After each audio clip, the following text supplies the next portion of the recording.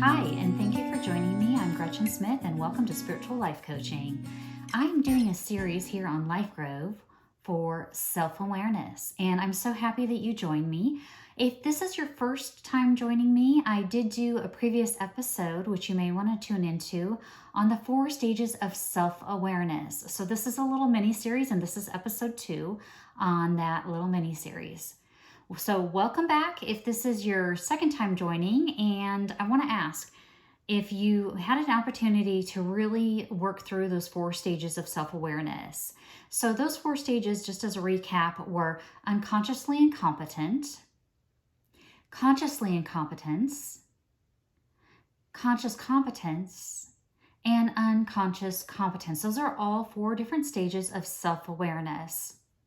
I believe that no stage is bad. They just are what they are, and they're all part of the evolutionary process, regardless of what stage you find yourself spending the most amount of time in.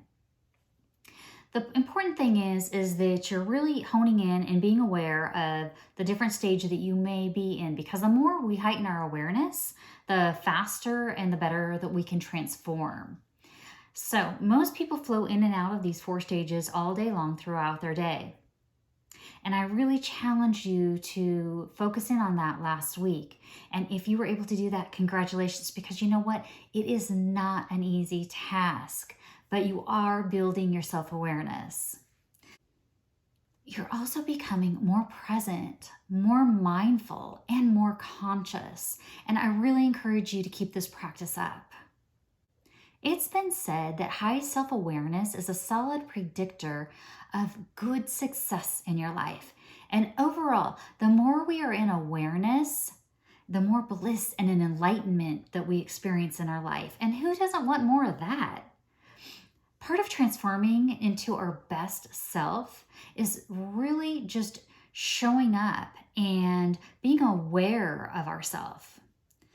However, you will not fully transform or evolve if you aren't very self-aware. And you need to be aware of what you may need to adjust, what you may need to be more aware of what your triggers are, and you may want to enhance things as well. And practicing self-awareness does all of that for you. The more we heighten our awareness, the more we can create and shift our reality, the more we can manifest the life that we really dreamed of. So here's a new little exercise for you this week. I'm going to challenge you to really place your awareness on your words this week, because what you say, the words you actually use, are so incredibly powerful. If you're thinking right now, well, Gretchen, I know what I say, I'm aware of my words. Well, you might be a little bit surprised, because most often people are in unconscious awareness when we're speaking. We're not fully aware of the words we're saying. Have you ever, for instance, caught yourself just not even being aware of what you just said, or not even fully engaged in the words that you said? You just said something to say something, just to give a short answer perhaps. And have you ever wanted to take your words back? I know I have. So when we really hone into our awareness, it gives us the ability to really pick and choose our words. And what you're going to find is that you use a lot of filler words. You may say things that you don't truly intend. You may have a lot of negative words or negative verbiage that you tend to use. And I want you to know that negative words show up negatively 100% of the time. When we say something out loud, by the way, it's 10 times more powerful than if we even think it in our head. So be very aware of those negative words. And when you say things out loud, it has a higher probability of manifesting. And that's why we want to focus in on those high vibe, powerful words that you can use in your vocabulary to really help you manifest the life that you want.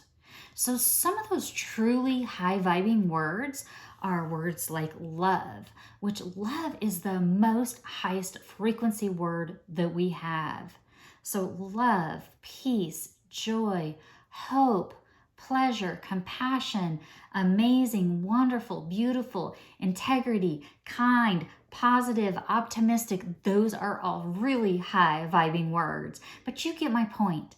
If the word feels like it's coming truly from your heart and it's a positive word, and you can take that word and incorporate it into your conversation, I guarantee you it's going to raise your vibration as well as the message you're trying to create, and also uplift the individual on the other end of the conversation. So that's why words matter. They truly do matter. They can raise or they can decrease your frequency or your vibration. And being just self-aware of those simple little words that we use every day can transform things in our life. So I really encourage you to take up this exercise this week and just really be self-aware of what words we are using as we communicate throughout the day. Now, I want you to really take this and run with it, and particularly focus in on maybe a conversation that you happen to come across this week with somebody that is a little bit of a challenge for you maybe to interact with. Maybe the energy is down and you want to raise the vibration. Give me some feedback. Let me know. I want to hear from you and find out how that worked for you by raising your vibration with the words that you use and really being self-aware of what you're speaking. So drop me a comment down below. Don't forget to like and subscribe, and I'll see you with exercise 3 next week. Take care. Namaste.